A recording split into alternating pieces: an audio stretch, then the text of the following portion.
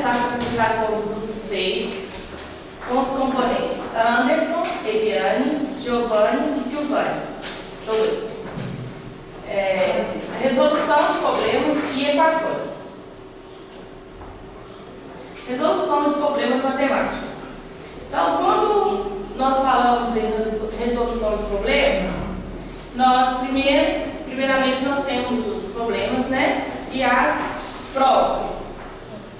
Problemas é como se desenvolve um método, né, de resolver, resolver o problema, adquirindo várias ideias de como resolver. E a prova é o meio, né, de provar realmente o que foi aprendido. No contexto da educação matemática, um problema, ainda que simples, pode suscitar o gosto pelo trabalho mental de desafiar a curiosidade e proporcionar ao aluno o gosto pela descoberta da resolução, né? De acordo com o problema, eles vão criando novos métodos, né, de raciocínio para desenvolver a resolução do problema. Resolução de problema matemático é uma barreira que a maioria dos alunos enfrenta no aprendizado da matemática, pois esses têm dificuldades em identificar a operação que deve ser utilizada na resolução.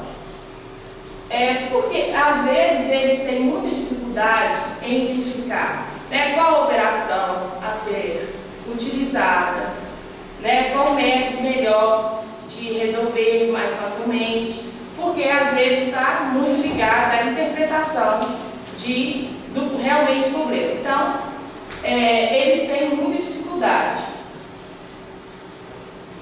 Ao resolver um problema matemático, devemos interpretar, entender o que ele quer que calculemos. Assim podemos dizer que há dificuldades interdisciplinares. Quer dizer o quê? Que muitos que têm dificuldades realmente estão ligados à interpretação. Como no caso de uma matéria, né, o português, que muitos alunos não conseguem fazer interpretação de texto, logo também não conseguem interpretar um problema. Né? Para facilitar a resolução do problema, dos problemas matemáticos, é preciso seguir algumas fases. Compreensão do problema, né? A elaboração de um plano de solução, a execução deste plano e a verificação da retrospectiva e logo a emissão da resposta, certo? Vou passar agora para a Eliana. Boa tarde. Vou falar um pouquinho dos estudos que estão sendo desenvolvidos na área da resolução de problemas. Bem, esses estudos, vamos dizer assim, no sentido acadêmico, tem pouco tempo que está sendo desenvolvido, apenas 30 anos atrás. De 30 anos para cá, que o foco está sendo em descobrir quais as potencialidades da resolução de problemas para o aprendizado dos alunos mesmo. Em desenvolver instrumentos que avaliem os processos e elaborar métodos que auxiliem a capacidade de resolver problemas. A mais clara preocupação dos educadores em relacionar a matemática com outras áreas do saber, a fim de desenvolver na sala de aula a autoestima que vocês estão falando, né? O espírito crítico, as ferramentas necessárias para acompanhar as mudanças do mundo.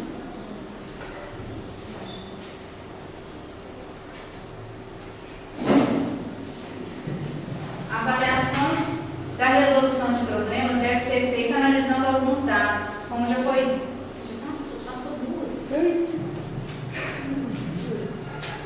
As dificuldades acontecem devido a muitas variáveis envolvidas nesse processo, entre elas o aluno, o professor, a tarefa, o contexto, a afetividade e também o nível de desenvolvimento do aluno. Claro que depende da turma, né, da história de vida de cada um. Isso vai entrar no meio dos problemas ali da modelagem matemática. O professor tem que saber aonde a comunidade onde está inserido o aluno para trazer o problema para a realidade deles A função da resolução de problemas é fazer o aluno pensar. Cada um pensa de um jeito. Não importa o método que ele vai desenvolver para chegar numa solução. Mas sim se ele chegou naquela solução do jeito dele, não importa como. Os trabalhos de investigação se preocupam com os efeitos de métodos heurísticos, bem simples, no rendimento dos alunos. O que não acontecia antes. As investigações antes se preocupavam com os resultados finais e agora dão maior atenção aos processos utilizados pelos alunos quando estão envolvidos na resolução de problemas. A avaliação da resolução de problemas deve ser feita analisando alguns dados, como já foi dito. Deixou-se de ser apenas a resposta final, que passou a olhar na situação como um todo, que engloba o trabalho escrito, o comportamento do aluno enquanto resolve o problema, entre outros.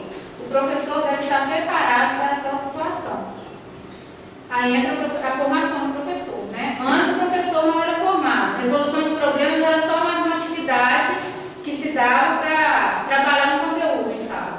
Hoje não, hoje a gente sabe que tem uma função maior como um todo. Bem como as provas, eu não cheguei a ver a última prova do Enem, mas vem tudo contextualizado, tentando juntar geografia com matemática, história com matemática, e às vezes o aluno pega aquela situação, problema ali e não sabe desenvolver.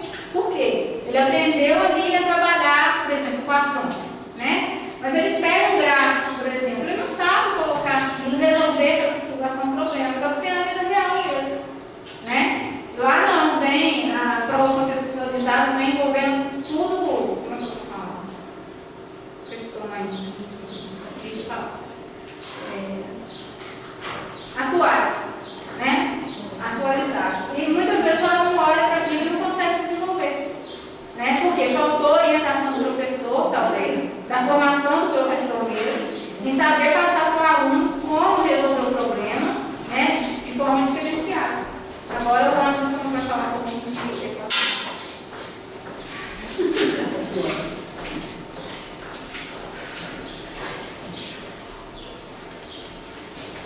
Bom, vou falar sobre a história das equações. A história das equações, ela vem de vários lugares do mundo há muitos anos atrás. Na verdade, o que a gente faz é, normalmente, direcionar a um determinado matemático alguma descoberta, mas se a gente for olhar bem, vários foram os matemáticos que contribuíram para chegar naquela definição final. No caso das equações de segundo grau, elas são resolvidas através de uma expressão matemática, que a gente atribui a Bhaskara, o indiano Bhaskara. Mas se a gente for olhar de verdade, vários foram os matemáticos que ajudaram o Bhaskara também a chegar nesse ponto, que é a que a gente conhece atualmente. Analisando a linha cronológica dos fatos, identificamos diversos homens ligados ao desenvolvimento da matemática, contribuindo na elaboração de uma forma prática para o desenvolvimento de tais equações. Em vários lugares do mundo a gente teve isso.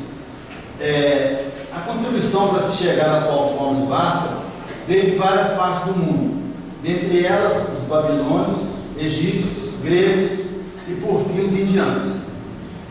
Os gregos conseguiram concluir suas resoluções realizando associações com a geometria. Eles possuíam uma forma geométrica para solucionar problemas ligados à equação de segundo grau. Já os babilônios e egípcios, eles utilizavam-se de textos e símbolos como ferramenta auxiliar nessa resolução.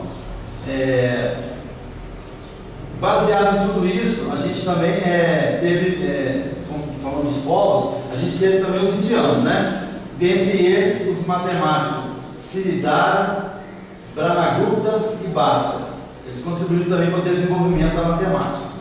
E eles forneceram importantes informações sobre as equações de segundo grau. Estou falando das equações de segundo grau, daqui a pouco nós vamos comentar o que são equações e vamos separar o primeiro grau do segundo grau. A expressão matemática utilizada atualmente, que a gente fala que é de Bhaskara, para a resolução de uma equação de segundo grau, não deve ser atribuído somente a uma pessoa, mas a vários pesquisadores que, através de inúmeros trabalhos, desenvolveram essa expressão.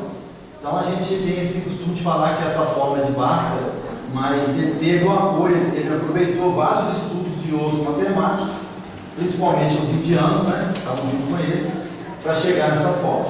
Bom, a fórmula é o seguinte: x é igual a menos b mais ou menos raiz quadrada de delta sobre 2 vezes a. O delta, que a gente sabe, é b ao quadrado menos 4ac. Essa é a fórmula que a gente usa atualmente para resolver a equação do segundo grau. Bom, agora falando sobre as equações, eu vou passar para o Giovanni separar elas para a gente. Bem devagar. Bom, pessoal, boa tarde. Meu nome é Giovanni. A gente falou do problema, prova, história da equação. Então, o ideal é a gente ver o que é uma equação, né? Bacana, a história da equação é legal, mas o que é equação? É claro que isso aqui é mais um seminário, uma apresentação simples, que a gente pode usar até para alguns alunos, como forma de incentivar. Então, vamos lá, o que é uma equação? Uma equação é uma expressão matemática que possui em sua composição incógnitas, coeficientes, expoentes e um sinal de igualdade. As equações são caracterizadas de acordo com o maior expoente de uma das incógnitas. Ou seja, primeiro, segundo, terceiro, quarto, quinto, e vai. Por exemplo, aqui a gente deu 2x mais 1 igual a 0. O coeficiente da incógnita é 1. Então, essa é a equação do primeiro grau. E assim por diante. Ali embaixo, 2x ao quadrado. O maior coeficiente é o 2. É uma equação do segundo grau. Embaixo, o x3, a equação do terceiro grau, e daí por diante. Cada modelo de equação possui uma fórmula de resolução. Então, teoricamente, a equação do primeiro grau é a mais simplesinha de se resolver. Né? Por isso que a gente decidiu separar do segundo grau, que nos alunos de oitava série é o que mais pega. Pode parecer fácil, no início, eles vão pegando a forma, o jeito, até que eles pegam o jeito de fazer, ela é um pouco trabalhosa.